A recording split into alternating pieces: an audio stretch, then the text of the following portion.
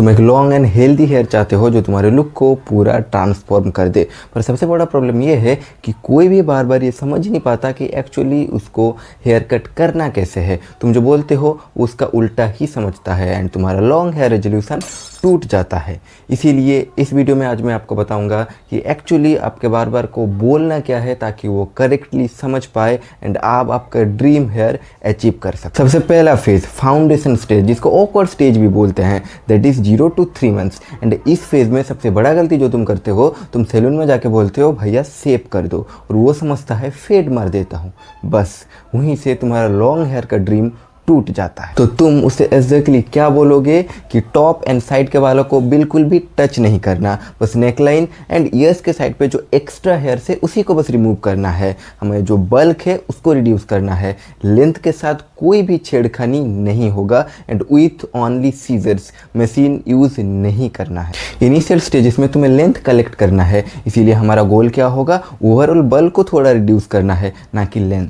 हमारे यहाँ बार बार के कॉन्फिडेंस नासा साइंटिस्ट से भी ज़्यादा है। तुम ज़ियान मालिक का फोटो दिखाओगे, वो बोलेगा हो जाएगा, और एट लास्ट क्या होता है, गली का राजू निकलता है सैलून से। अब आता है सेकंड फेज, जिसको शेपिंग स्टेज बोलेंगे, जो कि 3 से 6 महीने के बीच में आएगा। अब तुम्हारे बाल ग्रो होने लगे हैं तो एक हेलमेट हेड बन जाता है एंड इस फेज में भी हमारा गोल सेम ही रहेगा, ओवरऑल बल्क को रिड्यूस करना है एंड लेंथ के साथ कोई छेड़खानी नहीं करना। अब जब तुम हेयर कट करने जाओगे तो अपने बार बार को क्या बोलना है कि लेंथ वैसा ही मेंटेन रहेगा, बस ओवरऑल बल्क को रिड्यूस करना है, जो कि एक्स्ट्रा हेयर से दैट्स नेकलाइन एंड ईयर के साइड पे उसको रिमूव कर देना है। तुम्हें बस अपने हेयर का ओवरऑल वेट को रिड्यूस करना है और फ्रंट के जो हेयर से उसमें पॉइंट कटिंग करने बोला, मतलब अनइवन कटिंग होगा ताकि टेक्सचर आए। तुम्हें कुछ इंपॉर्टेंट वर्ड्स यूज़ करना है जैसे कि लेयर्स, टेक्सचर या वेट रिमूवल।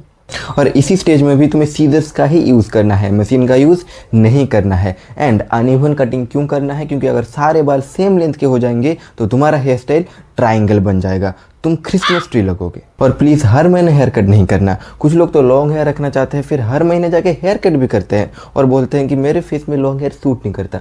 अभी तू हेयर बढ़ाया ही कब। अब आता है द थर्ड फेज, जो कि है लास्ट स्टेज एंड इसको बोलते हैं लॉन्ग हेयर स्टेज, जो कि 6 से 8 महीने के बीच में आएगा। इस स्टेज में तुम्हारा गोल क्या होना चाहिए, तुम्हारे हेयर के लेंथ जो है वो हेल्दी रहेगा, फ्रीजी नहीं होना चाहिए, ओवरऑल शेप मेंटेन रहेगा। अब इस स्टेज में जब तुम हेयर कट करने जाओगे तो तुम्हें क्या बोलना है कि जो स्प्लिट एंड्स है उसको रिमूव करना है, अबाउट ½ इंच रिड्यूस कर देना है, ओवरऑल लेंथ जैसा था वैसा ही रहेगा। तुम्हारे बालों का लेयर्स जो है वो वैसे ही मेंटेन रहना चाहिए, बस और कुछ नहीं। तुम्हें हेयर कट कितना करना है, हर 10-12 हफ्ते में एक बार, हर महीने नहीं करना है। सबसे बिगेस्ट मिस्टेक जो लोग करते हैं अपने बाल बढ़ाते time, that is cheap shampoo use करना, कंडीशनर यूज़ ना करना, हर दिन हेयर ड्रायर यूज़ करना और ये समझना कि हेयर ऑयल ही सब कुछ है। अच्छा, एक बार रैपिड रिकैप करें तो फेज 1 में तुम्हें क्या करना है, लेंथ कलेक्ट करना है, सीजर्स ही यूज़ करना है, मशीन का यूज़ नहीं करना है। फेज 2 में क्या करना है, ओवरऑल बल्क को रिड्यूस करना है, टेक्सचर, लेयर से वेट रिडक्शन पे ध्यान देना है। एंड एट लास्ट फेज 3 में क्या करना है, अपने स्प्लिट एंड्स को रिमूव करना है एंड ओवर जो लेंथ था वो मेंटेन रहेगा।